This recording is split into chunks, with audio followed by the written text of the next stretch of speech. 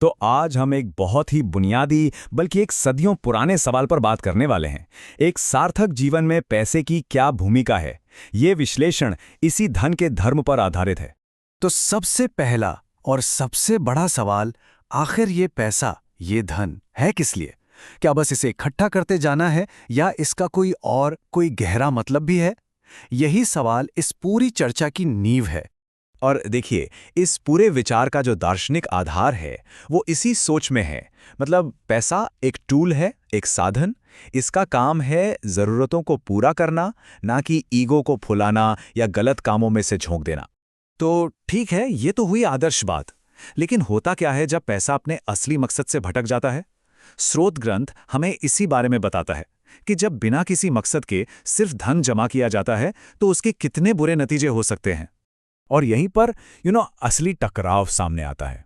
जब कोई एक इंसान ज़रूरत से ज़्यादा दौलत जमा करता है तो इसका सीधा सीधा मतलब ये होता है कि कहीं ना कहीं किसी और को उसके हक से वंचित किया जा रहा है। यही है ज़रूरत से ज़्यादा धन जमा करने की सामाजिक और नैतिक कीमत। इस बात को समझाने के लिए एक बहुत ही कमाल की एनालॉजी दी गई है। जरा सोचिए, एक ऊंचा मकान और कई गहरे गड्ढे। सीधी सी बात है, अगर एक ऊंचा मकान बनाना है तो उसके लिए मिट्टी तो कहीं से खोदनी पड़ेगी, है ना? और जहां से मिट्टी निकाली जाएगी वहां तो गड्ढा बनेगा ही। पैसा भी बिल्कुल ऐसा ही है।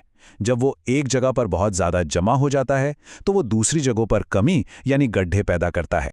और ये सिर्फ कोई थ्योरी नहीं है, कोई किताबी बात नहीं है। इतिहास में इसके जीते जागते उदाहरण मिलते हैं। जैसे बंगाल का वो भयानक अकाल, वो इसलिए नहीं हुआ था कि अनाज कम था। अरे नहीं, वो तो इसलिए हुआ था कि कुछ लोगों ने उसे जमा कर लिया था, उसकी होर्डिंग कर ली थी। और यही कहानी ब्रिटिश राज की भी है। उनकी शान शौकत, उनकी अमीरी भारत जैसे देशों के शोषण पर ही तो टिकी थी, जिसने इन देशों को गरीबी और बीमारी के सिवा कुछ नहीं दिया।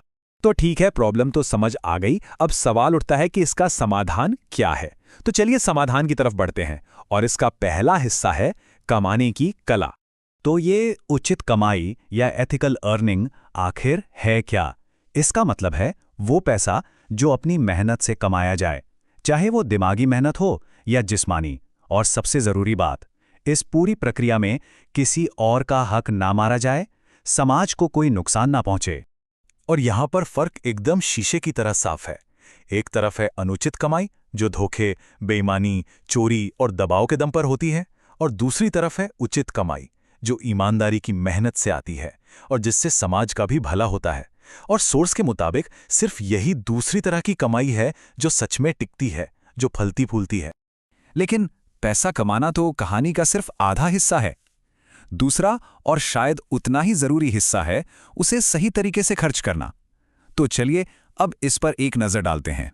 तो पैसा खर्च करने के आप कह सकते हैं 3 मुख्य कर्तव्य बताए गए हैं। सबसे पहला, अपनी और अपने परिवार की जो बुनियादी जरूरतें हैं उन्हें पूरा करना। दूसरा, अपने खुद के विकास पर पैसा लगाना, मतलब शरीर को स्वस्थ रखना, मन को शांत रखना, बुद्धि को तेज करना और आत्मा की उन्नति करना। और तीसरा, समाज के प्रति जो हमारी जिम्मेदारियां हैं उन्हें भी पूरा करना। और ये दोनों रास्ते हमें बिल्कुल अलग अलग मंजिलों तक ले जाते हैं।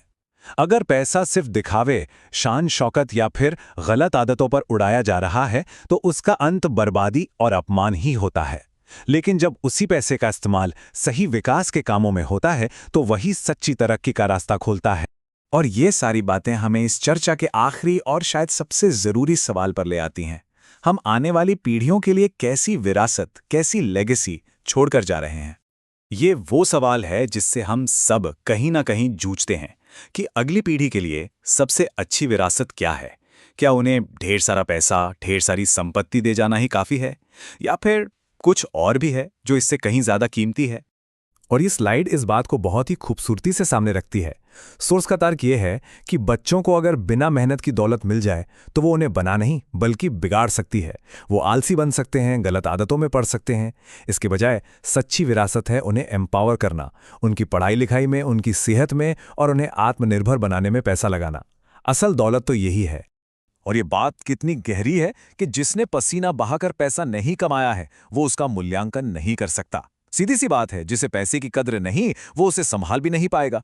मेहनत की कमाई का मोल ही कुछ और होता है। तो हम इस पूरे विश्लेषण को इसी एक शक्तिशाली विचार के साथ खत्म करते हैं कि अगर पैसा मंजिल नहीं बल्कि मंजिल तक पहुंचने का एक साधन है, एक टूल है, तो ये हम सबको सोचने पर मजबूर करता है कि हमारी असली मंजिल क्या है, हमारा असली लक्ष्य क्या है। ये एक ऐसा सवाल है जिस पर हम सबको सोचना चाहिए।